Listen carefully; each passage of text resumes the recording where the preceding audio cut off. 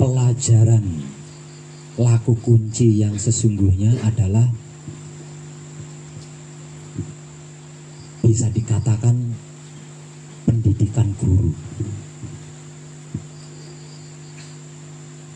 Semua pelajaran yang ada di laku kunci itu bisa diistilahkan adalah pendidikan guru. Lah dari sini kita bisa menarik kesimpulan bahwasanya seluruh putra kekudangane Rama itu sedang belajar menjadi guru, bukan belajar menjadi murid, tapi belajar menjadi guru. Guru yang bisa membimbing dirinya sendiri, guru yang bisa membimbing orang lain.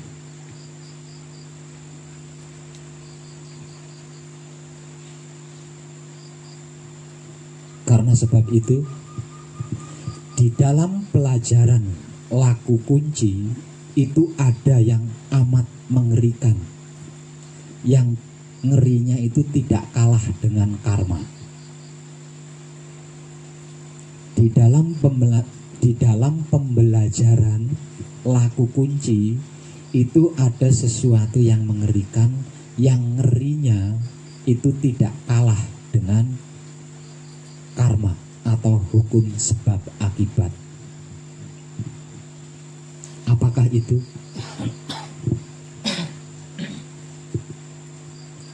Residu. Ada yang tidak paham arti maksud daripada residu? Ada nggak yang nggak paham apa itu residu? Ada nggak? Okay.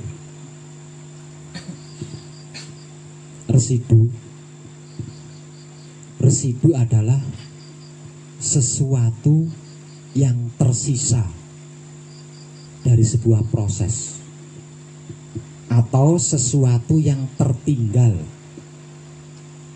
dari sesuatu proses. Itulah arti maksud daripada residu. Semua proses itu ada residunya.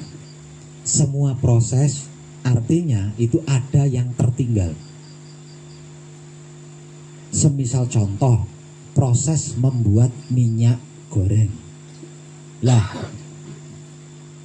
sisa yang ditinggalkan ketika kita memproses minyak goreng adalah blondo. Nah, sisa proses pembuatan minyak goreng itu kan disebut blondo kalau bahasa Jawanya. Nah, blondo inilah residu, arti maksud atau yang dimaksud daripada residu. Kalau kita makan tebu, ya, kalau kita makan tebu, setelah makan kan ada sisanya. Nah, sisanya itu apa? Sepah.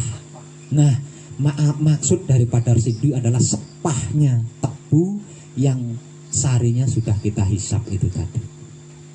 Itu arti maksud daripada residu. Residu kesimpulannya adalah sesuatu yang ditinggalkan atau sesuatu yang tertinggal setelah kita melakukan sesuatu. Lah, ini ada di dalam setiap pelajaran laku kunci. Lah, kalau residu ini sampai ada, maka dia bisa menjadi mengerikan. Dan ngerinya itu tidak kalah hebat dari yang disebut karma atau hukum sebab akibat. Kenapa residu kok saya anggap mengerikan? Sebab residu ini bisa menjadi hantu yang akan menghantui si pelaku dalam keadaan apapun. Mirip-mirip dengan karma, tapi tidak sama. Residu ini adalah bahasa apa ya? Bahasa intelek ya. Kalau bahasa sederhana, kalau di dalam bahasa spiritual, residu ini bisa juga diistilahkan sebagai korin. Mungkin panjenengan pernah mendengar korin ya. Korin itu sama dengan residu. Korin itu adalah sesuatu yang ditinggalkan oleh jiwa setelah jiwa itu berpisah dengan wujud atau raganya. Artinya tidak ada sesuatu proses yang tidak memiliki residu. Semua proses, semua perbuatan itu memiliki residu. Dan yang mampu meniadakan residu sebagaimana ditiadakannya karma hanyalah wahyu pancagaib yang dipraktekkan menggunakan sifat dan sikapnya wahyu pancagaib itu sendiri, yaitu wahyu pancalaku atau iman. Seperti apa sih Pak Web kejadian daripada residu yang menurut Pak Web itu mengerikan? Seperti ini.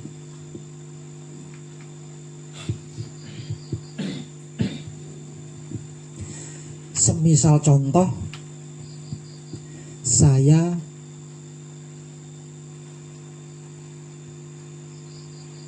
memberikan kabar tentang apa dan bagaimana itu wahyu pancagaib kepada panjenengan yang masih pemula. Katakanlah Pak Marsono,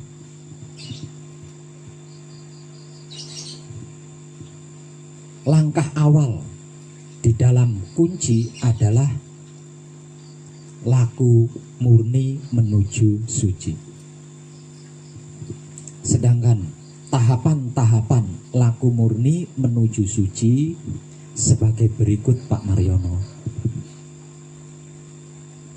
Pertama, melakukan patrap samadhi mijil soan sebelum tidur, jika belum tidur malam. Langkah kedua, melakukan patrap samadhi mijil toto lenggah tiap-tiap kali bangun dari tidur ketika di pagi harinya. Jika sewaktu-waktu mengalami resah, gelisah, tidak tenang, ragu, takut, atau sakit, jangan menunda waktu, segera lakukan patrap samadhi mijil sampurno. Itu yang saya sampaikan kepada Pak Mariono. Namun saya sendiri tidak melakukan. Apa yang saya sampaikan kepada Pak Mariono, tapi saya sendiri tidak melakukan. Saya tidak melakukan patrap samadhi mijil sampurno. Saya tidak melakukan patrap samadhi mijil toto lenggah. Saya tidak melakukan patrap samadhi mijil soan. Tapi saya memberikan informasi kepada Pak Mariono, yang inti daripada informasi yang saya berikan kepada Pak Mariono itu adalah sama halnya saya menyuruh Pak Mariono untuk melakukan patrap samadhi mijil soan, patrap samadhi mijil toto lenggah, patrap samadhi mijil sampurno. Tapi saya sendiri tidak melakukan. Lah, ini akan menjadi residu. Mirip dengan karma, bukan? Kenapa saya katakan ngeri? Sebab di setiap gerak-gerik saya pasti saya akan mengalami kegelisahan. Tidak tenang. Apapun yang saya lakukan tidak tenang. Apapun yang saya lakukan tidak nyaman. Semisal saya melakukan patrap samadhi, sama. Ketika saya patrap, saya pun merasakan ada sesuatu yang kurang.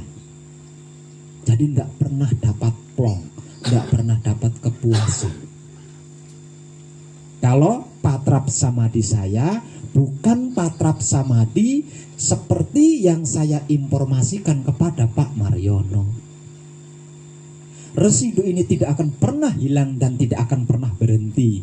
Dia akan selalu menghantui saya sampai saya juga melakukan sama seperti yang saya informasikan kepada Pak Mariono. Ini mengerikan.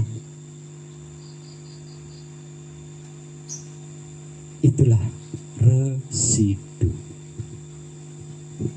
Jadi untuk para kadang saya yang sedang membantu saya, yang sedang mewakili saya di sini, memberikan motivasi,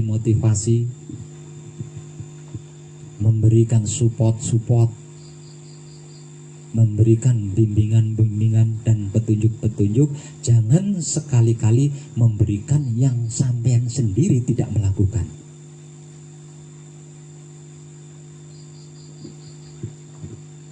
Ini amat sangat jarang diketahui oleh seseorang guru. Ada banyak para pembimbing, ada banyak para guru memberikan motivasi, memberikan arahan, memberikan nasihat, bahkan menyuruh orang lain untuk melakukannya, tapi dia sendiri tidak melakukan. Di luar kesadarannya, bisa saya pastikan pasti gelisah. Karena dihantui residu. Saya bisa ngomong karena saya pernah mengalami. Sebab itu di dalam laku kunci, apapun alasannya saya tidak bisa bohong. Bukan tidak berani bohong, saya tidak bisa bohong, saya tidak bisa munafik. Jadi apa yang saya motivasikan kepada panjenengan, itulah yang saya lakukan dengan sama.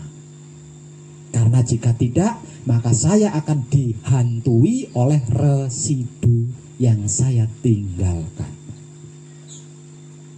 Ini termasuk hukum alam. Tapi kalau residu bisa diselesaikan. Kalau karma kan tidak bisa diselesaikan. Bisanya dihadapi hingga sempurna. Tapi kalau residu enggak. Yang penting kita melakukan sama persis yang diinformasikan ke orang lain, residu ini tidak akan tercipta. Kalau sampai tercipta, ketika kita melakukan seperti yang diinformasikan ke orang lain, maka seketika itu residu ini tersempurnakan. Tidak nagih janji.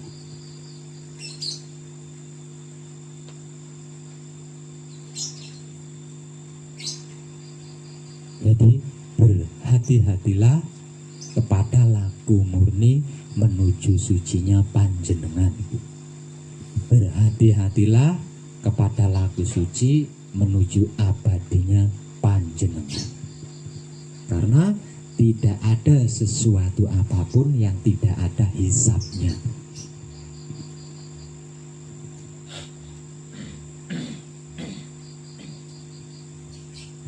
Jadi apapun yang saya informasikan, jenengan tidak usah resah, tidak usah khawatir.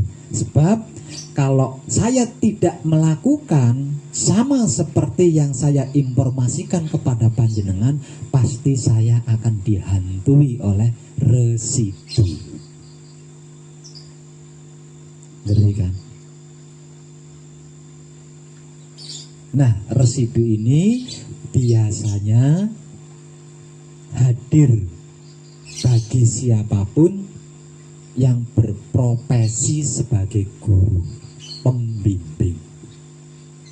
Kalau bukan guru pembimbing, tetap ada residu, tapi mereka tidak tahu. Kalau seorang pembimbing harus tahu ini. Dan tidak semua guru, tidak semua pembimbing menyadari ini. Makanya lain di mulut, lain pula di hati, lain juga kelakuannya. Nyuruh orang lain beramal tapi dirinya sendiri tidak pernah beramal. Nyuruh orang lain rutin istiqomah sholatnya tapi dirinya sendiri tidak rutin sholatnya.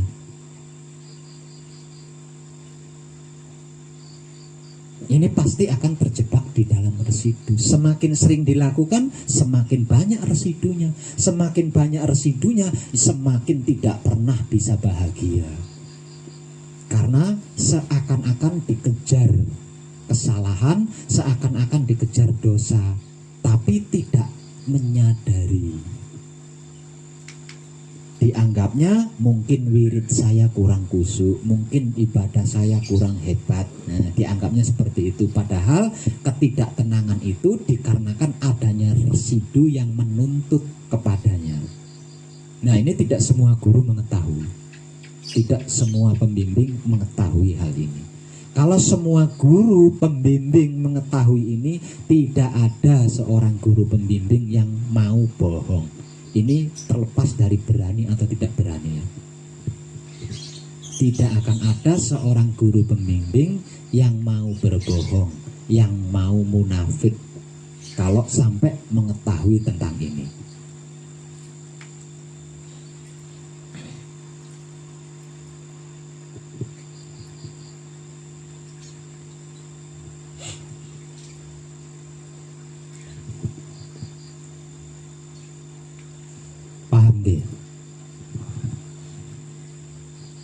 Itu kadangan kita malam ini.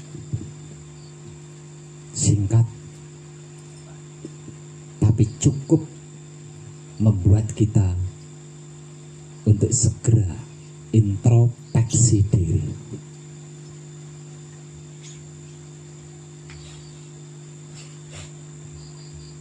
Selanjutnya, saya akan meluangkan waktu khusus buat kadang kita, Mas ya, dari Cirebon,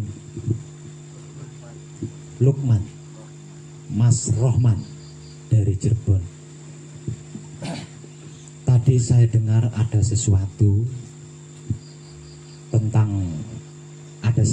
pada diri panjenengan terhadap saya. Nah, malam ini saya akan meluangkan waktu khusus buat panjenengan. Saya minta panjenengan maju ke tengah. Kita sharing, Mas Rohman, kita sharing. Ya, duduk di situ. Pak jenengan ke sana. Ijo langgon. Mas Rohman, saya dengar panjenengan berangkat dari Sufi. Nggih, kira-kira gitu. Ayo kita sharing, Mas Rohman. Menurut panjenengan, arti makna daripada Sufi itu apa, Mas Rahman? Menurut panjenengan pribadi. Santai aja, Mas Rahman. Santai, Mas Rahman. Menurut panjenengan pribadi, artinya Sufi itu apa? Maknanya Sufi itu apa?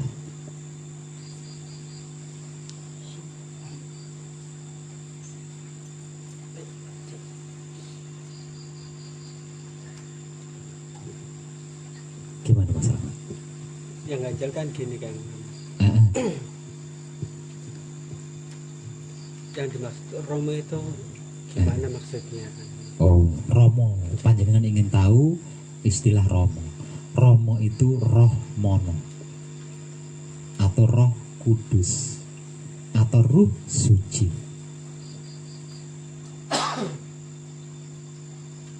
Itu maksudnya.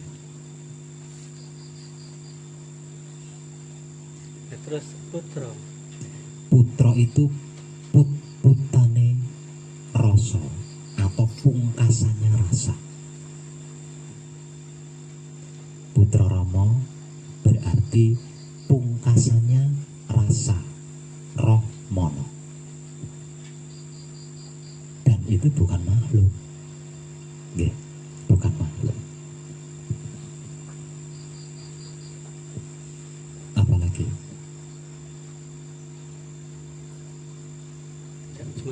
cuma itu aja. Tapi kita sharing, Mas Rahman, ya. Sharing. Saya punya pengalaman tentang dunia tasawuf karena saya dulu pernah 8 tahun mempelajari tasawuf hingga ke tataran sufi. Tasawuf adalah tata cara, ya, arti maksud daripada tasawuf adalah tata cara atau metode mendekatkan diri kepada Tuhan. Lah, ini banyak caranya, banyak tekniknya. Ada yang menggunakan teknik tirakat atau puasa. Ada yang menggunakan teknik melek. Ada yang menggunakan cara atau teknik bertapa. Ada yang menggunakan teknik dengan menyiksa diri, berkelana mengelilingi luasnya dunia. Ada yang menggunakan cara atau teknik meninggalkan apa yang dicintai. Ada yang menggunakan cara atau teknik meninggalkan duniawi. Dan masih banyak lagi cara-cara dan teknik-teknik lainnya di dalam tasawuf. Pada intinya, arti maksud daripada tasawuf adalah metode mendekatkan diri kepada Tuhan. Itu arti maksud daripada tasawuf. Lah, pelaku tasawuf inilah yang disebut sufi. Jadi sufi itu adalah pelaku tasawuf.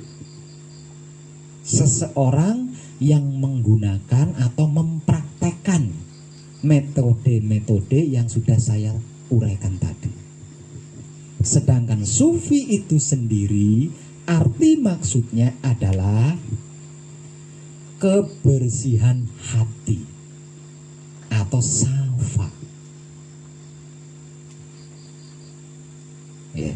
Lah, bukankah wahyu pancagaib yang dipraktekkan menggunakan sifatnya wahyu pancagaib itu sendiri adalah sebenar-benarnya tasawuf, sebenar-benarnya sufi?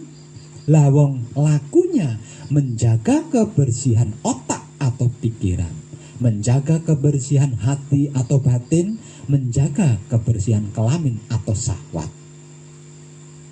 Apakah itu bukan sebenar-benarnya tasawuf? Apakah itu bukan sebenar-benarnya sufi? Orang sufi yang melakukan metode tasawuf kan untuk itu, guna membersihkan otak atau pikirannya, membersihkan hati atau batinnya, membersihkan kelamin atau syahwatnya, yang di dalam istilah kaum sufinya disebut suci, mensucikan otak atau pikirannya, mensucikan hati atau batinnya, mensucikan kelamin atau syahwatnya. Kalau istilah dari saya kan menjaga kebersihan. Apa sih bedanya menjaga kebersihan dengan suci? Lah, teknik-teknik atau cara-cara untuk menjaga kebersihan otak atau pikiran, untuk menjaga kebersihan hati atau batin, untuk menjaga kebersihan kelamin atau syahwat, kan tidak harus meninggalkan keluarga, tidak harus puasa kan, tidak harus bertapa kan, tidak harus menyiksa diri kan. Lawang membersihkan otak atau pikiran itu bisa dilakukan dengan cara apapun. Jadi inti arti daripada maksud sufi adalah orang-orang yang suci otak atau pikirannya, orang-orang yang suci hati atau batinnya, orang-orang yang suci kelamin atau syahwatnya. Itu istilah di dalam kalangan kaum sufi. Kalau bahasa saya sederhana, ndak muluk-muluk, ndak pakai suci, ndak, sederhana bahasa saya. Orang-orang yang menjaga kebersihan otak atau pikirannya, orang-orang yang menjaga kebersihan hati atau batinnya, orang-orang yang menjaga kebersihan kelamin atau syahwatnya. Gitu aja sudah dikatain sombong. Apalagi kalau saya menggunakan istilah sufi, orang-orang yang menjaga kesucian otak atau pikirannya, wah tambah. Saya menggunakan istilah sederhana saja dianggap sesat. Padahal arti maksud daripada sufi adalah untuk itu. Dan hal itu tidak harus dilakukan dengan nista. Kang Rohman nggih.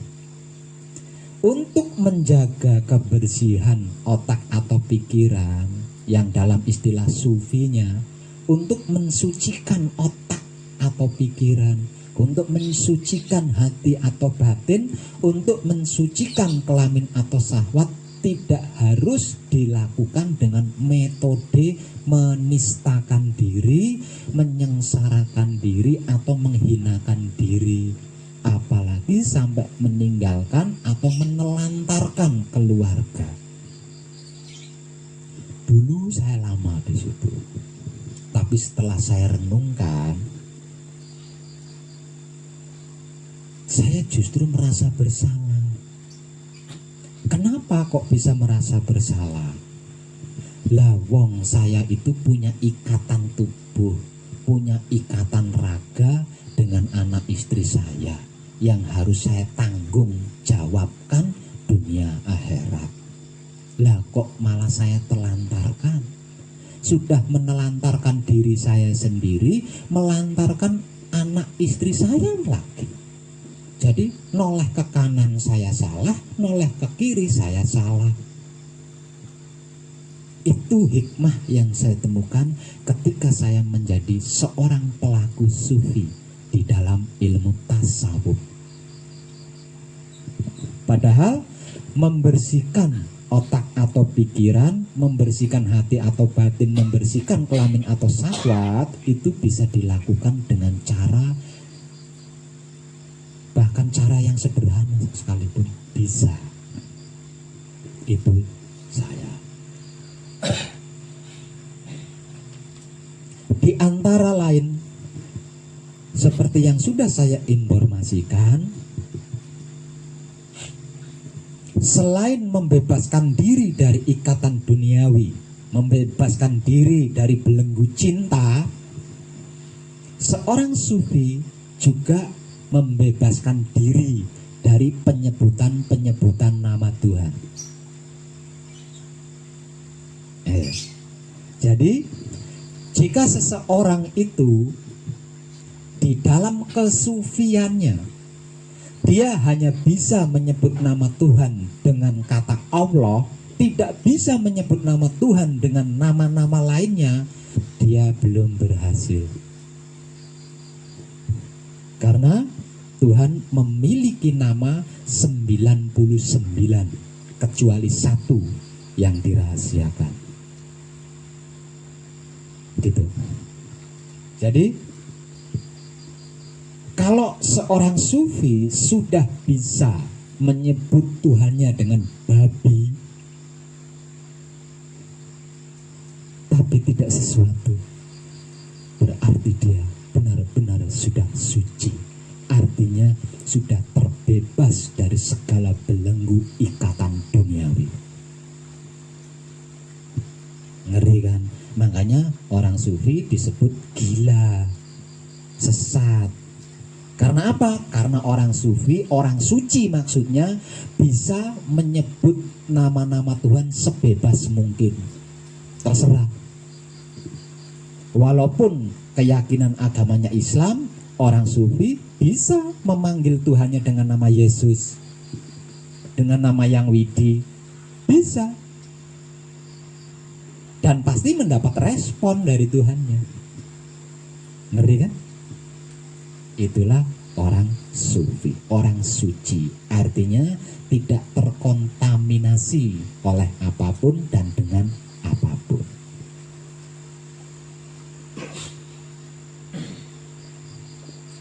Nah, sekarang kita melangkah lebih lanjut. Di dalam akidah dan kaidah agama dikabarkan bahwa Tuhan memiliki 99 nama yang tersurat di dalam Asmaul Husna.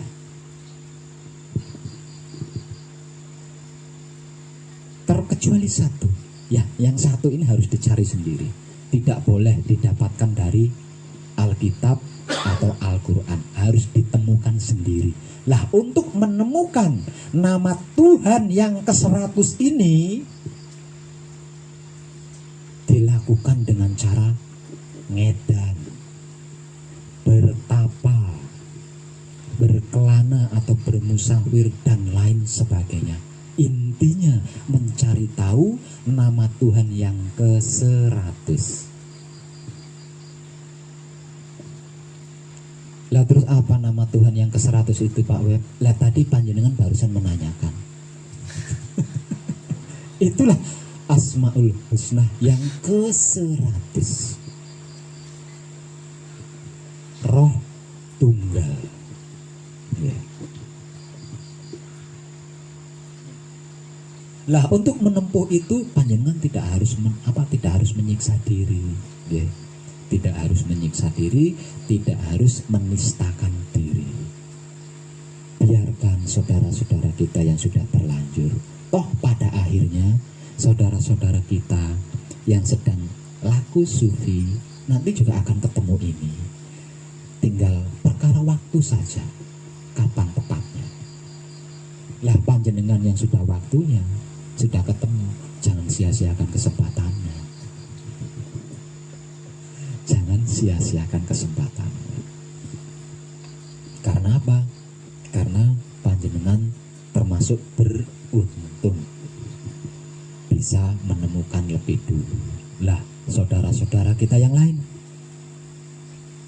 masih eksis meninggalkan semuanya, masih eksis menyiksa dirinya, tapi belum ketemu nama Tuhan yang ke-100 itu siapa.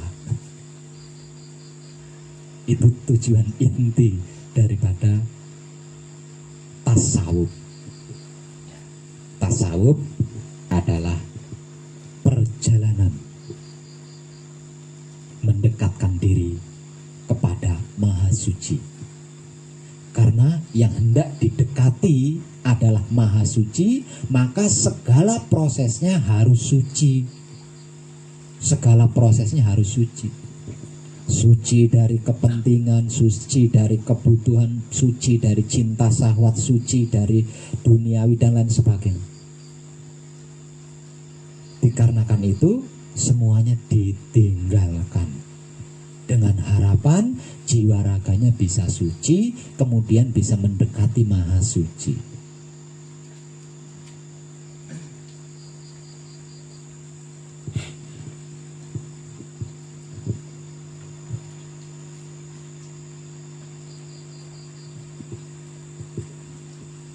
Nggih Mas Rahman. Tentang detail pemahaman. Soalnya saya juga pernah mengalami, Mas Rahman ya. Saya pernah mengalami. Saya adalah pelaku syariat. Kalau saya harus sombong, saya adalah pelaku syariat sejati. Kenapa saya katakan pelaku syariat sejati? Semua akidah dan kaidah di dalam syariat saya lakukan. Saya adalah pelaku tarekat sejati. Apapun yang diajarkan di dalam ilmu tarekat saya lakukan. Saya adalah seorang pelaku hakikat sejati. Saya adalah seorang pelaku tasawuf sejati. Apa? Saya adalah seorang pelaku marifat sejati. Kenapa saya menggunakan embel-embel sejati? Karena apa yang saya lakukan tidak tanggung-tanggung. Saya lakukan sepenuh hati saya, sampai mentok. Dan di antara tingkatan-tingkatan lelaku yang sudah saya uraikan tadi, yang paling berkesan memang tingkatan tasawuf ketika saya menjadi sufi, menjadi seorang pelaku sufi. Dengan begitu saya tahu rasanya Jauh dengan anak itu seperti apa, jauh dengan istri itu seperti apa, jauh dengan kepentingan itu seperti itu saya dapat merasakan ketika saya menjalani sebagai pelaku sufi di dalam tasawuf. Jadi tasawuf itu sufi, sufi itu tasawuf. Jadi gandengannya tasawuf itu sufi, gandengannya sufi itu tasawuf. Karena apa? Karena tasawuf itu metodenya. Nah, pelaku metode tasawuf ini disebut sufi. Yang dicari orang sufi apa? Nama Tuhan yang ke-100. Asline kuwi. Nama Tuhan yang ke-100. Karena nama Tuhan yang ke-100 inilah yang bisa digunakan antara aku dengan dia, antara dia dengan aku. Kalau selain yang satu ini, itu nama umum, tidak bisa dibuat pribadi. Kalau nama Tuhan yang ke-100 ini khusus pribadi. Nah, itu dilakukan dengan berbagai macam cara, berbagai macam metode. Salah satunya seperti yang sudah saya informasikan. Dan kalau kita cerna dengan sadar, sesungguhnya tidak harus dilakukan dengan cara sesulit itu dan seberat itu. Bahkan bisa sambil ongkang kaki, di kursi goyang, baca koran, nyanding kopi susu, bojone slonjor nganggo daster, kuwi iso ngresiki njogo resike otak. Tidak harus meninggalkan semuanya. Gitu.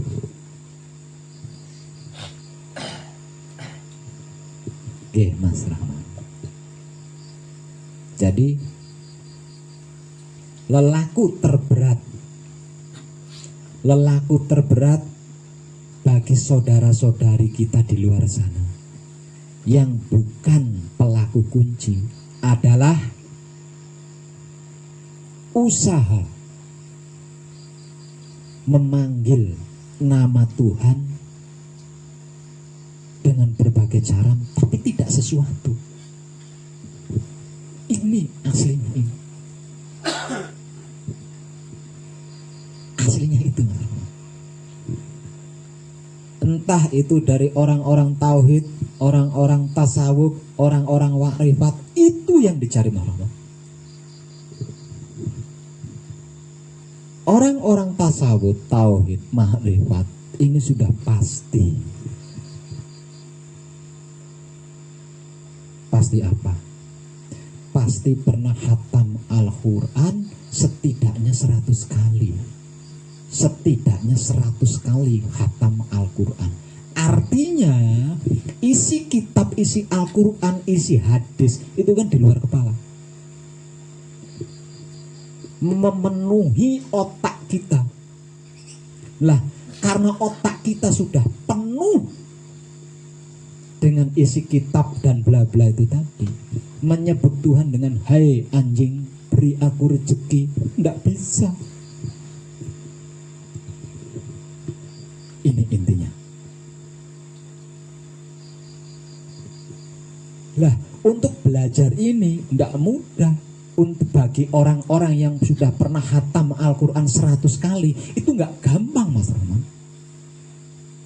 Dibutuhkan penyerahan diri secara totalitas. Lah, untuk bisa menyerahkan diri kepada Tuhan secara totalitas, seseorang manusia itu kan harus benar-benar menderita. Kalau belum benar-benar menderita, bullshit bisa menyerahkan diri itu. Nah, agar supaya dirinya benar-benar mengalami menderita, maka diaturlah teknik-teknik untuk menderitakan diri ini di dalam tasawuf. Gitu. Dengan harapan ketika benar-benar mengalami menderita, bisa menyebut Tuhan dengan sebutan apapun. Salah satu contohnya, wong namanya orang lagi stres, ya sak metu-metune aku ndonga apik-apik, aku ndonga sopan santun ning Gusti Allah, ndak pernah dengerin doaku. Oh, titenono. Hei babi, kowe nang ndi? Hei kampret, kowe iki bener-bener ana apa ora sih? Kan spontanitas metu kata-kata seperti itu ketika seseorang itu benar-benar jengkel, benar-benar rapuh. Kira-kira enggak?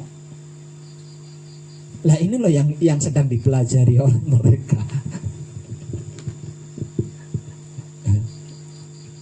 Jadi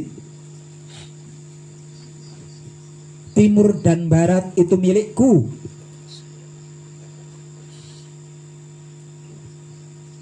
Tidak ada sesuatu yang bukan milikku. Artinya kita mau manggil Tuhan dengan sebutan cacing, apa itu salah? Emangnya itu hina ya?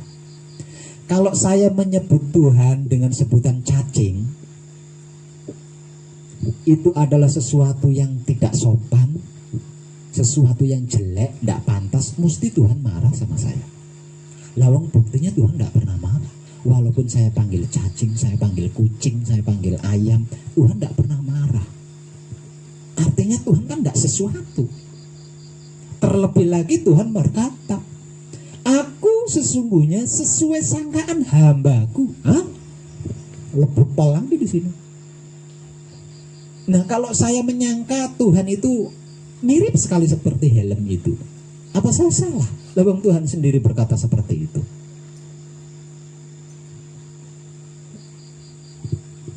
Nah, ini susah untuk mencapai pemahaman ini. Ini dibutuhkan penderitaan full. Dibutuhkan penderitaan full. Kecuali bisa mencuci otaknya sendiri sampai bersih. Untuk orang-orang yang sudah khatam Al-Quran 100 kali, ini bukan hal yang gampang ini. Karena apa? Karena berulang-ulang kali di dalam Al-Quran hanya Allah, Allah, Allah, Allah. Tidak ada nama-nama lain. Tidak dibiasakan nama-nama lain. Nama-nama lain itu akan digunakan ketika dia membutuhkan. Semisal contoh, dia butuh, dia kepingin dicintai seorang wanita atau kepingin dicintai seorang pria. Nah, maka salah satu nama lain dari Allah ini digunakan. Ya Rahman, Ya Rahim, Ya Rahman, Ya Rahim gitu. Tapi kalau lagi nggak butuh, ya Allah, Allah, Allah terus gitu. Nah, salah satu contohnya seperti itu. Kalau lagi butuh rezeki, karena rezekinya seret tipis, nama lain Allah digunakan. Ya Rojak, Ya Rojak, Ya Rojak lah gitu. Kira-kira gitu nggak Pak? Apa? Iya nggak Pak? Tapi kalau tidak lagi membutuhkan, enggan. Gitu. Yang selalu ditanamkan Allah, Allah, Allah, liana Allah enggak. Tapi kalau butuh, nah baru menyebut nama Tuhan dengan nama-nama lainnya sesuai kebutuhan.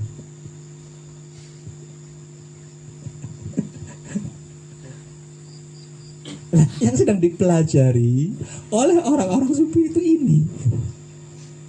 Bagaimana caranya saya bisa memanggil Tuhanku sesuka-suka hatiku? Kenapa? Karena Tuhan adalah maha segalanya. Ini sulit untuk orang-orang yang pernah hatam Al-Quran 100 kali. Wah, sulit di sini. Saya pernah mengalami soalnya. Saya pernah mengalami.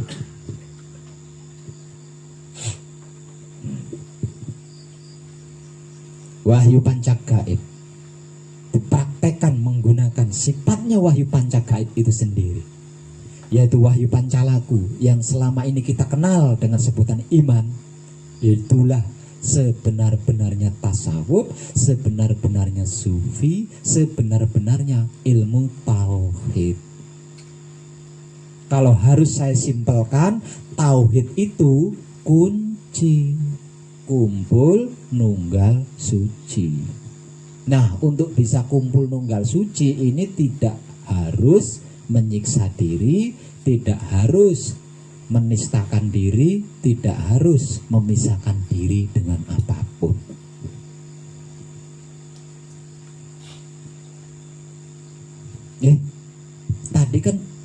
judulnya sharing, kok saya terus yang ngomong Mas Rahman? Nggak adil dong. Yang namanya sharing kok. Kalau misalnya secara ajaran di sini ya, sama dengan penemuanku, entah itu dari mursyid, entah itu pengalaman pribadi, aku tidak melakukan. Cuma yang aku butuhkan kan pemahaman, terus gimana cara lagunya kan, aku kan belum tahu, belum dapat kabar. Kalau masalah ajarannya aku nggak nentang, wallahi aku nggak nentang, yang itu sama Pak. Tapi aku kan belum tahu gimana caranya, metodenya. Sini tuh gimana? Mau tak pelajari dulu. Siap. Jadi intinya tasawufnya bagaimana sih? Kalau dikeluarkan pertanyaan Mas Rahman ini, tasawufnya itu bagaimana sih? Nah, laku kunci kan metode dan kunci kan alat. Nah, tasawuf kan sama. Tasawuf adalah metode atau teknik. Jadi pertanyaannya itu sama halnya dengan pertanyaan tasawufnya itu bagaimana. Lah, untuk itu dibutuhkan waktu, Mas Rahman ya. Dibutuhkan waktu, panjenengan tidak boleh terburu-buru menyimpulkan. Ya, nanti agar supaya pengertian dan pemahamannya bisa diulang-ulang, panjenengan saya pegangi buku khusus nanti ya. Jadi panjenengan pelajari dulu di buku itu, baca-baca sambil santai dan lain sebagainya. Oke.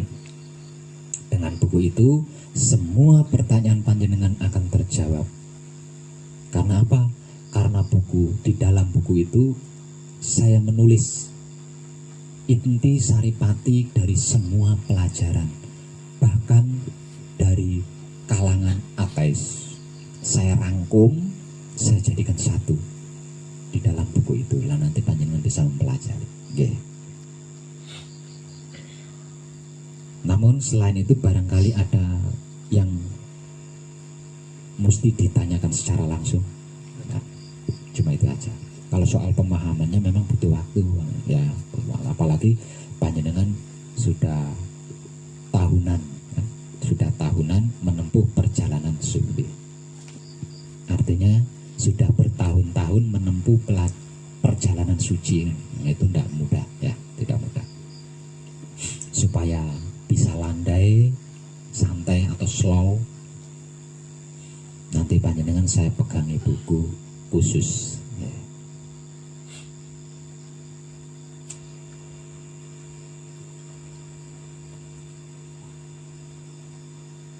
Namun yang pasti, sebenar-benarnya tasawuf, sebenar-benarnya sufi adalah yang sedang kami kaji dan sedang kami praktekkan di sini. Sebagian panjenengan juga sudah pernah ikut mendengarkan penjelasan-penjelasan dari saya atau penyampaian-penyampaian dari saya, walaupun hanya sepintas-sepintas untuk panjenengan yang baru. Kalau yang lain kan sudah semua. Nah, nanti komplitnya panjenengan bisa membuka buku. Okay. Kalau bicara seperti ini tidak bisa diulang-ulang dan waktunya tidak bisa panjang. Nah, kalau buku kan misalkan kurang paham kan bisa dibaca ulang, baca ulang. Oh, gini maksudnya. Namun barangkali panjenengan punya pertanyaan yang perlu dipertanyakan secara langsung selain tentang pemaknaan Putra dan Romo. Ada lagi Mas Rahman? Tidak ada. Terima kasih. Kayak ngono sharingnya neng di. Padi saya ajak sharing. Ini kok pada mawon ya. Podo mawon. Cuma metodenya sing anu. Terus ada sedikit satu dua kan yang aku belum paham mengapa dinamakan dengan ini kan. Mengapa apa tadi? Itu tadi kan kayak sebutan promo terus kan. Ya. Itu bahasa laku. Bahasa laku. Atau bahasa spiritual. Itu bahasa spiritual. Mirip dengan bahasa adat kan. Romo, apa Romo ini maksudnya bapak? Kan mungkin begitu kan, ada pemikiran apa putra itu anak, karena mirip dengan bahasa adat kan. Tapi di sini kita tidak menggunakan bahasa adat, melainkan bahasa laku atau bahasa spiritual atau bahasa hidup. Tapi nanti akan terjawab. Oke.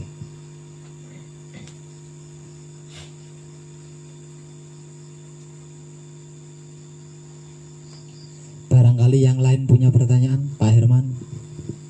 Ini Kiai dari Tangerang. Bukan, ini terdogmanya begini kan. Ya. Romo itu yang kebiasaan disebutkan pendetanya Katolik. Oh, bisa juga. Salah satu Buatan itu. Tapi enggak sih, apa namanya, Mas Rohman itu bukan masalah dogma, bukan. Dia bukan tentang terdogma atau tidak. Mas Rohman itu kurang paham arti maksudnya istilah putro dan romo, itu saja. Ya. Tambahan tadi. Ya. Roman ya. Ya memang kula kali Roman ini belajar tauhid hakikat menuju ke arifat ya. Terus di sisi lain kula niku menemukan apa? Kemundulan itu lho, Pak. Lah si Roman iki kula kan mboten ngertos pripun lebeting mboten ngertos. Iya. Nah, kula sharing menemukan channel jenengan itu kula sanjang. Oh iya, saya pernah lihat. Kalau masalah kula kan paling baru 2 minggu ngikuti Pak Wet, komen langsung komen teng YouTube, langsung teng WA ya. Ngoten nggih nite niku nggih niki jalan untuk mencari Tuhan di dalam diri ngeten kula. Niki kula kanjangi. Kula nggih mboten napa pripun ya. Mboten wantun aja-aja iki lho yang real ini lho yang sebenarnya mboten purun. Cari kula kan dereng praktek. Ya. Nah, maksudnya kan kados niku wau nama-nama Tuhan nggih mursid kula nggih menamakan Tuhan dengan segala macam Kalau bisa. Iya. Nggih sami Ya, kali. lain. Wau. Nah, seperti Sami. itu. Kalau boleh tahu Mas siapa? Kula Herman. Mas Herman, kebundelan di dalam tasawuf yang panjenengan alami itu di bagian mananya? Barangkali saya bisa menjelaskan. Nggih, selama Tentang apa itu? ya, selama ini yang saya ketahui Tuhan itu ada di luar diri, Pak. Jenengan pernah ningali video kalau kamu mencari Tuhan di luar diri, kamu akan tersesat. Napa pripun video? Iya. Tidak akan menemukan. Nah. Iya. Nah, sementara yang selama ini kula pahami niku di luar diri. Nah, terus teng ajaran kula nggih ngapunten nggih terus teng mursid kula nggih mboten ya ini kan sebagai anak tangga yang pelajaran yang dulu Iya. untuk menuju ke sini. Napa niku teng mriku mboten wonten teknik-teknik patrap. Oh, berarti bundelnya di situ. Oh. Jenengan kan tanpa teh ngaling-ngaling pun. Begini Mas Rohman. Kata-kata saya tentang Tuhan yang sesungguhnya ada di dalam diri, bukan di luar diri, itu masih bahan mentah loh Mas Rohman. Ya, masih bahan mentah. Jadi artinya dibutuhkan pencernaan di situ, ya, dibutuhkan pengkajian. Nah, kalau harus diperpanjang, kalau Tuhan ada di dalam diri, di luar diri itu tidak ada Tuhan, berarti Tuhan tidak maha segalanya kan? Ya, berarti Tuhan monoton kan? Terus kasihan yang di luar diri itu kan kasihan, nggak ada Tuhan sih. Ya kan, kalau harus diperpanjang gitu ya, itu adalah sebuah filosofi atau bahan mentah yang perlu dimasak, diolah dan itu maksudnya. Kalau tentang Tuhan seperti ini Mas Rohman.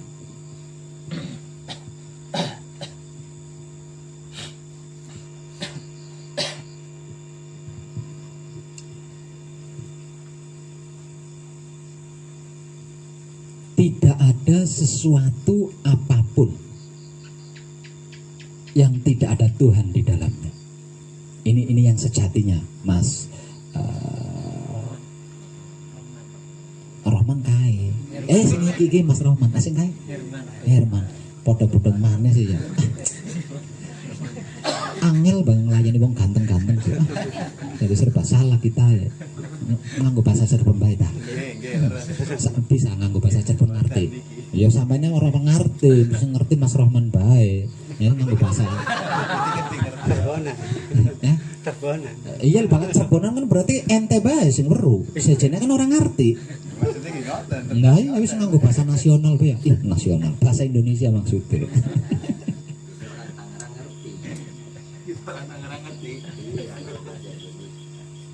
Tuhan yang sesungguhnya ada dimanapun ya, Tuhan yang sesungguhnya ada dimanapun. Tidak ada sesuatu yang di dalamnya tidak ada Tuhan. Tidak ada sesuatu yang tidak digerakkan oleh Tuhan. Tidak ada sesuatu yang tidak dikehendaki oleh Tuhan. Itu Tuhan yang sesungguhnya. Kenapa ada kata, jika engkau mencariku keluar diri, maka engkau akan tersesat semakin jauh. Dikarenakan petunjuknya itu ada di dalam diri.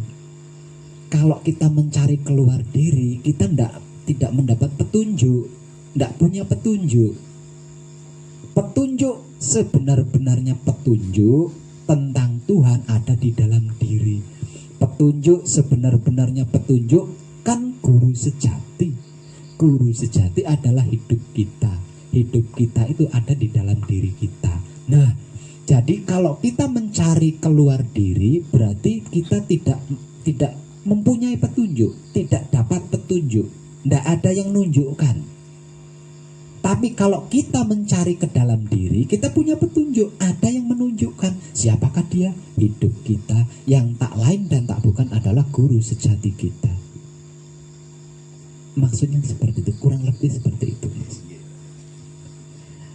Jadi kata-kata mencari Tuhan keluar diri semakin tersesat semakin jauh dikarenakan Tuhan ada di dalam diri bukan di luar diri, itu bahan mentah, harus dicerna ya. Harus dicerna.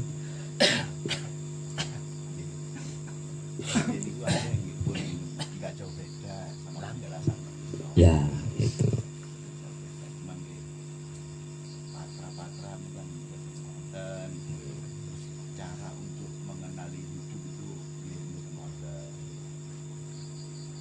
Ya seperti itu.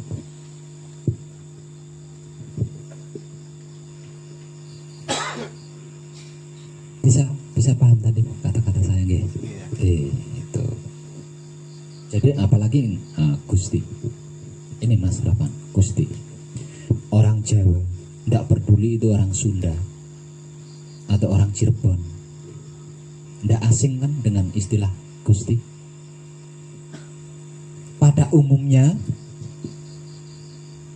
orang memaknai Gusti itu kan Allah, Tuhan. Gusti Allah. Nah, ya boleh kira-kira mungkin boleh. Berarti memaknai Gusti itu kan Allah, Tuhan. Padahal maksud daripada Gusti itu bukan Allah, bukan Tuhan, Kang Rohman. Gusti adalah kependekan dari kata guru sejati. Nah, guru sejati ini dipersimpel. Tadi ini Gusti. Jadi Gusti itu maksudnya guru sejati, bukan Allah, bukan Tuhan. Ya wong Cirebon kan kulina. Gusti Allah.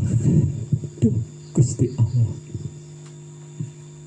Dikentongi, diadani ora teka. Ya mungkin ya. Ya aku kan anak Gusti Allah kan kono.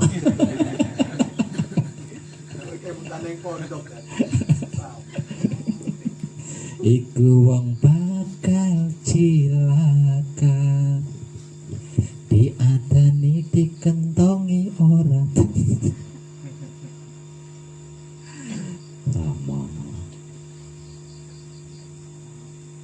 Semua yang tersurat di dalam kitab termasuk Al-Quran itu adalah nama-nama Tuhan. Lah, kalau Romo, Roh Tunggal, Roh Suci, atau Roh Kudus itu bukan nama Kang Rahman, tapi yang dinamai.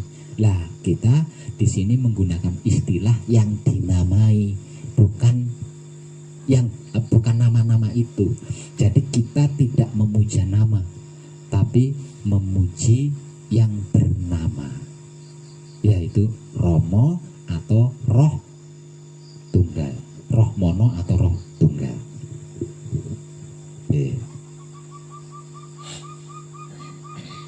Sedangkan putra adalah pungkasane rasa atau putane rasa atau perputarannya rasa, yang jika dimaknai arti maknanya adalah kesadaran yang tidak pernah berhenti, kesadaran yang selalu bergerak, kesadaran yang selalu bergerak. Itu maksud daripada putra. Di dalam keyakinan Buddha Hindu, putra ini dilambangkan sebagai cakra sudarsana, senjata andalannya Dewa Krishna. Nah kan mubeng bae kan. Nah kan maksudnya putra kan. Nah dudu menungsa kan putraku. Jadi putra kanggo ning keyakinan Hindu, putra iku dilambangna utawa digambar nang pusaka cakra sudarsana, pusaka andalannya Batara Krishna. Itu maksud daripada putra, perputarannya rasa, rasa yang selalu berputar, yang tidak pernah berhenti, yaitu kesadaran.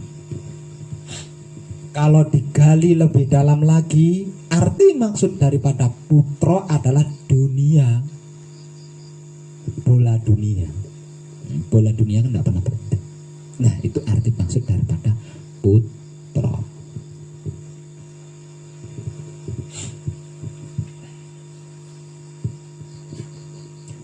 Mas Rahmat Rohman siapa?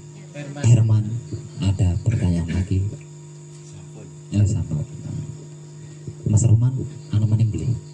Silakan. Apakah soal pengertian dan pemahaman agar panjenengan lebih clear lagi, nanti saya pegangi buku ya. Tapi jenengan harus santai, tidak boleh terburu-buru, tidak boleh terburu-buru. Dan di dalam buku itu saya menggunakan bahasa paling sederhana, tidak bulet-bulet seorang, nggak pakai rahasia-rahasia. Kontolnya atau ngomong kontol. Salah satu contohnya seperti itu. Jadi orang nganggo kalau di lain tempat, nah itu kan tidak belak kotak, nganggone istilah Muqaddas, Baitul Muqaddas. Nah, kalau saya nggak kontol. Lah mau ari maksudnya kuweng sih. Ya bener, arep disimpang-simpang gawe puyeng wong dosa malah ya beli. Belak kotak bae. Nah pemaknaannya kan aku bertahta di dalam Baitul Muqaddas atau Maqdis yang ada di dalam kelamin Adam. Lalu apa lamun duduk kontol ya beli. Di dalam kontol, di antara kontol ada prijilan yang ngono ya. Nah terus apa maning? Nah, daripada muyang-muyangi wong Muqaddas wis mending kontol wae langsung poin beli. Nah, ora puyeng wonge. Itu bahasa saya. Itu termasuk blak. Nah, antum sing ngomongin blak kotang. Ya aja wong buka, yang buka wadi kan. Ya, buka wadi terbuka. Ya bener gitu. Buka kotang sing ketinggalan nopo kan. Seperti itu Mas Rahman sama Mas Rahmat. Herman. Maklum. Faktor U.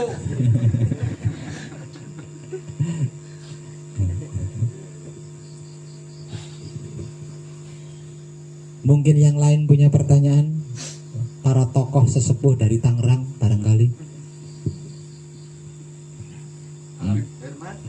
Kalau menurut saya nih Pak, bukan menurut orang lain. Iya. Dalam metode kita ini memang ya kalau umpamanya kita menurut dijelaskan juga agak jelimet ini Pak. Jadi pemahamannya itu mah datang sendiri kepada diri kita sendiri. Iya. Gitu.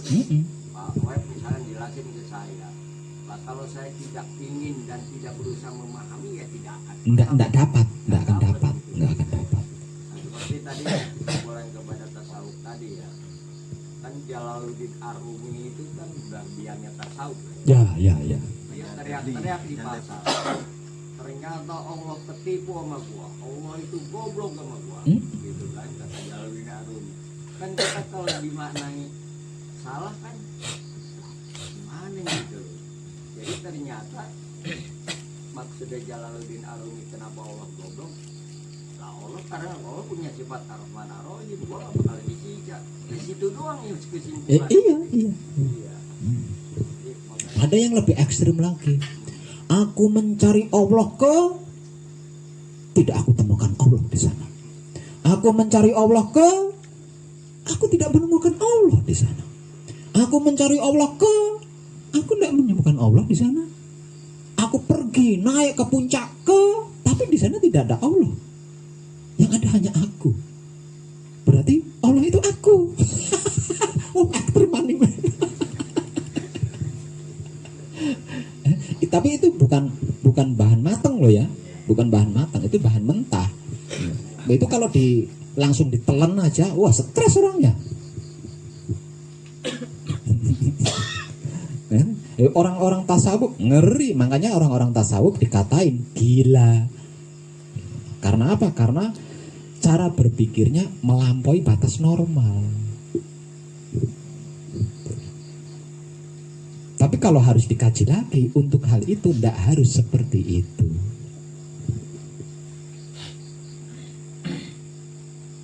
Ayo, yang lain ada lagi barangkali Kiai Haji Ade. Saya dua pesantren. Ada sendiri. Magelang sih dua pesantren. Ayo Pak. Barangkali punya pertanyaan, monggo. Ini kesempatan. Ya karena tadi saya kan meluangkan waktu untuk sharing sama Mas Rohman. Tapi ternyata Mas Rohman simpel saja, yaitu tentang Putra dan Roh. Akhirnya nggak jadi sharing kan. Nah sharingnya sama panjenengan semua ini. Ayo siapa lagi? Mungkin yang dari Magelang.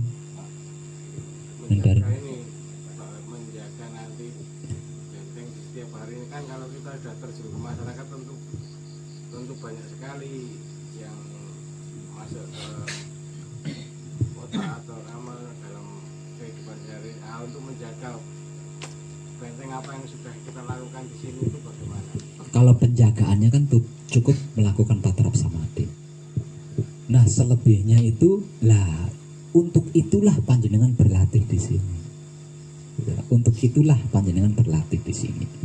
Jadi di sini pelatihan yang paling utama ya, pelatihan yang paling depan itu kan mengkontinyukan kesadaran dan menguniversalkan kesadaran. Ya kan itu. Nah, ini pelatihannya kan di sini. Nah, nanti panjenengan keluar dari sini, pulang di rumah panjenengan sudah nggak latihan lagi. Artinya tidak ada lagi pertanyaan-pertanyaan caranya itu nggak ada pertanyaan lagi. Loh, panjenengan sudah tahu. Caranya sudah tahu, tekniknya sudah tahu. Karena apa? Karena dilatih setiap saatnya selama di sini.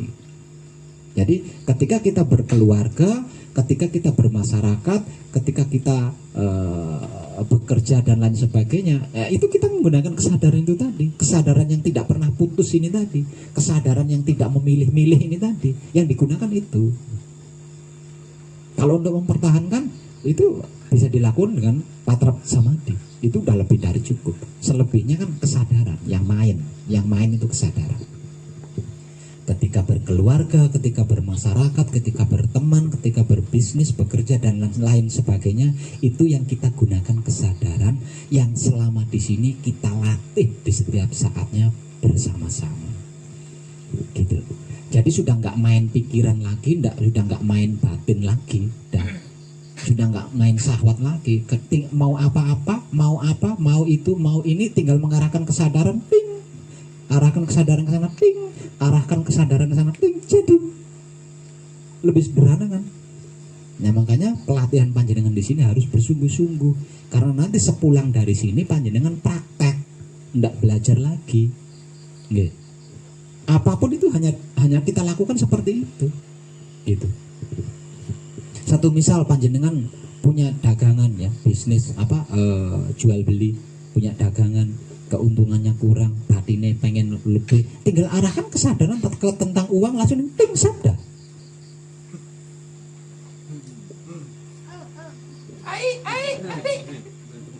Selesai. Nggak mikir nih, nggak mikir nih saya harus menggunakan akal apa ya supaya keuntungan saya dapat. Sudah nggak punya akal, bukan nggak punya, maksudnya sudah nggak pakai seperti itu lagi. Gitu. Yang main sudah kesadaran ketika praktek.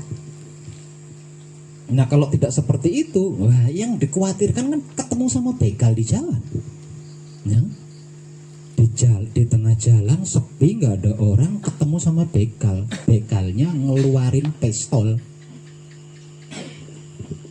Kalau yang digunakan ponco gaib, nah, ditodong pistol, Gusti ingkang Maha Suci. Kelamaan. Ya lebih dulu pelornya yang nempel ke kita. Jadi kita udah mainnya kesadaran. Nah, ditodong pistol, apa? Gedang goreng. Pistolnya tadi gedang goreng. Nyata loh. Mainnya udah kesadaran. Maka selama panjenengan masih belajar bersama saya di sini, bersungguh-sungguhlah berlatih kesadaran, karena kesadaran ini yang nanti kita gunakan ketika kita berkeluarga, bermasyarakat, berteman, berbisnis dan lain sebagainya. Yang lain?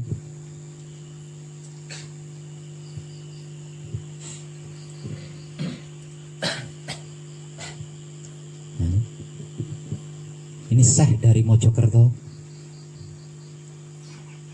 Ada pertanyaan jeng saya? Punya pertanyaan apa mboten? Oh mboten. Nah, siap.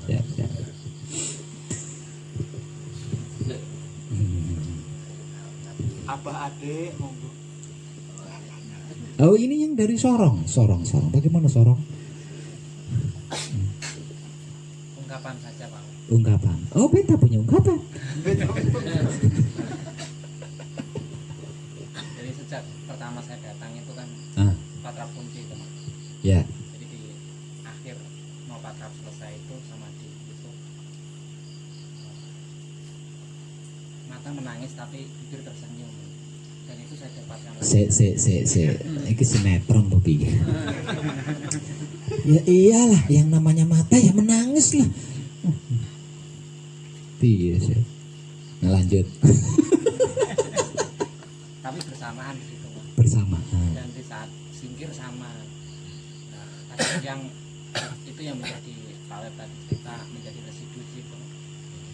Jadi tadi siang itu jadi plong.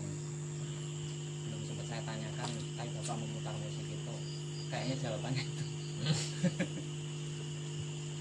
Tapi sudah terjawab sekarang dengan musik itu tadi. Ya nanti kalau punya pertanyaan tak puterin musik lagi ya.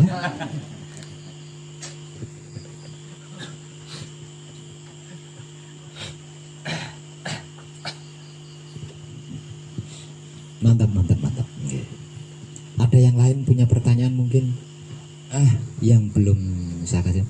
Ibu-ibu. Nah ini ibu-ibu. Monggo Bu. Mbak barangkali punya pertanyaan. Nanti Pak Web nggak adil, kok laki-laki terus yang ditanyain. Barangkali, kan saya bisa baca pikiran. Setiap saya belajar di sini, yang ada saya itu hanya compare dari apa yang sudah saya pelajari. Jadi saya tidak menemukan kejanggalan dari ilmu di sini. Tidak masalah. Akhirnya tidak punya pertanyaan gitu. Sampai sekarang masih kalau setiap ada bicara saya masih comparekan dengan apa yang sudah saya pelajari. Oh ya, Ya. bahasanya. Jadi bahasa yang saya pelajari ini ternyata bahasanya Pak Lek itu ini. Gitu. Ya.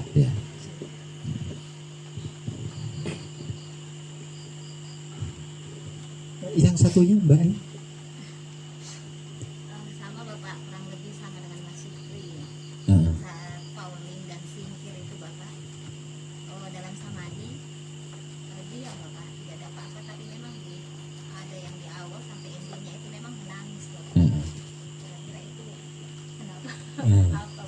Ya.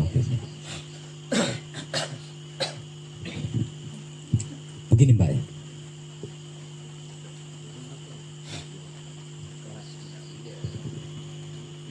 Seumur hidup kita itu dihidupi oleh hidup, ya. Seumur hidup kita itu dihidupi oleh hidup. Seumur hidup kita itu digerakkan oleh hidup. Seumur hidup kita itu digerakkan oleh hidup. Kita bisa itu karena adanya hidup di dalam diri kita. Kita bisa ini karena adanya hidup di dalam diri kita. Namun seumur hidup kita tidak pernah menyapa hidup. Kita tidak pernah mikirin hidup, apalagi kenal dengan hidup. Padahal raga kita itu adalah rumahnya hidup, dan hidup itu adalah tuan rumahnya. Oke.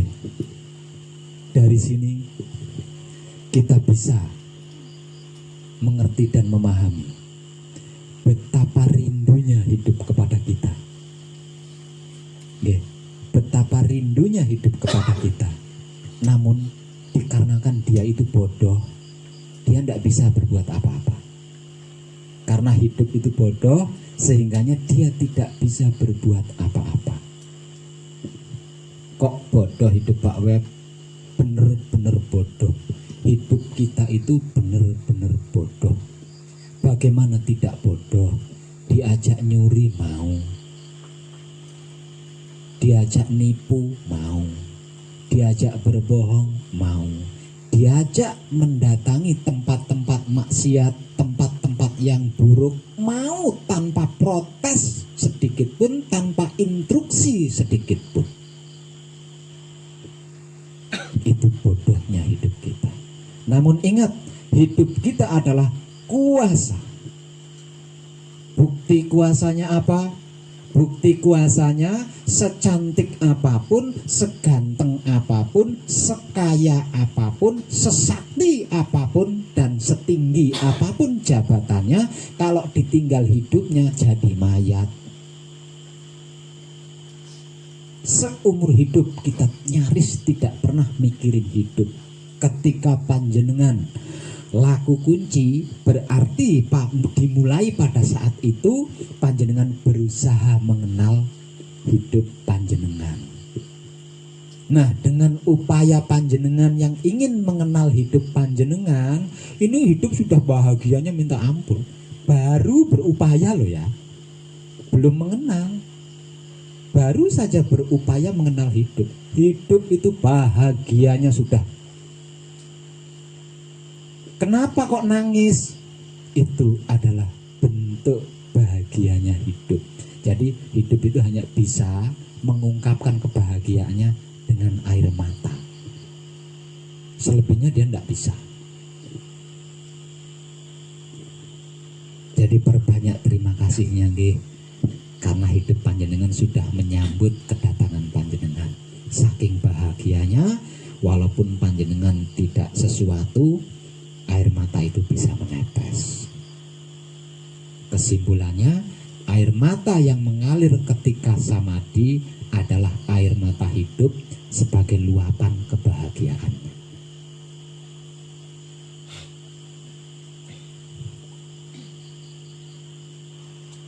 Saya ketahan baik.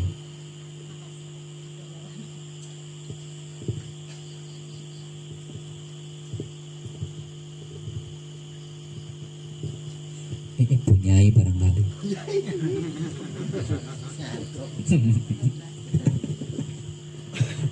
Ayo yang lain, ada lagi?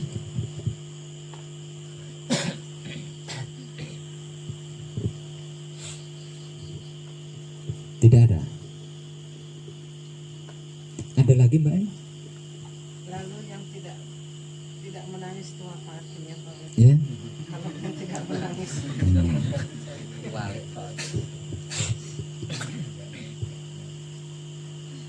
Setiap jiwa itu mempunyai karakter sendiri-sendiri atau talenta sendiri-sendiri. Tanda kebahagiaan kebahagiaan hidup selain tetesan air mata adalah merinding atau bergetar.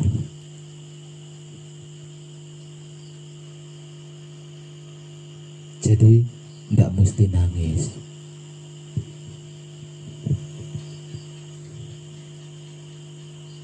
Soalnya kalau saya dengar teman-teman, apalagi melihat juga sampai menangis kayak begini. Kalau tadi yang saya alami, dia cuma keluar halus gitu aja. Ya tapi kan keluar Pak. Ya karena talenta jiwa jenengan, ya talenta jiwanya jenengan itu talenta yang kuat, ya talenta yang kuat. Kalau dalam bahasa spiritualnya itu tabah, kuat. Kalau panjenengan, kalau talenta jiwa panjenengan tidak kuat, tidak mungkin Tuhan nguji jenengan seperti itu. Karena pasti tidak akan mampu.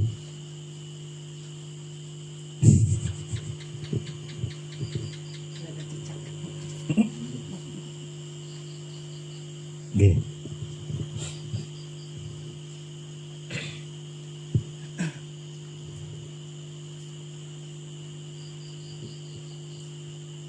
Jadi yang tidak bisa meneteskan air mata, yang tidak pernah menangis, jangan berkecil hati. Oh berarti saya belum disambut sama hidup. Nah, bukan begitu.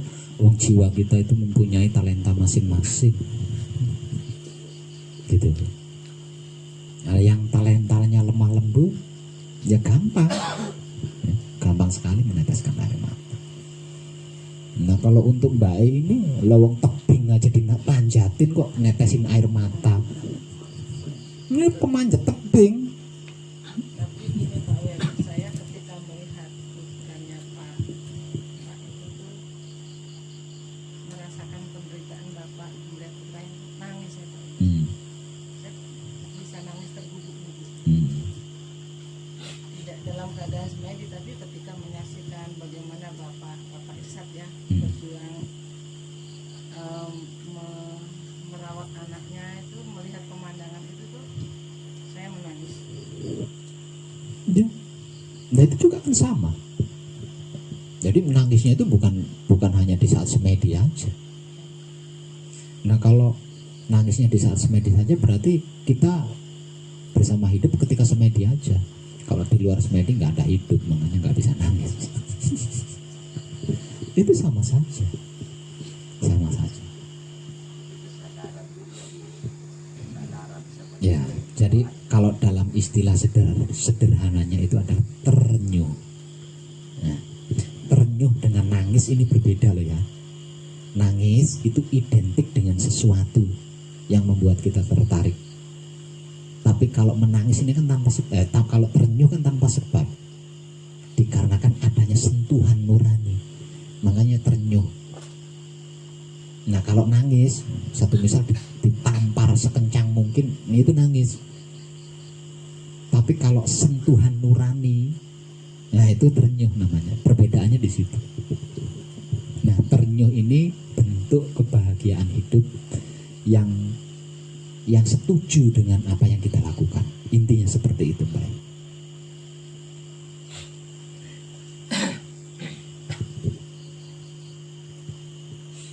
Ada lagi, Bu? Kuyai. Mbak Putih.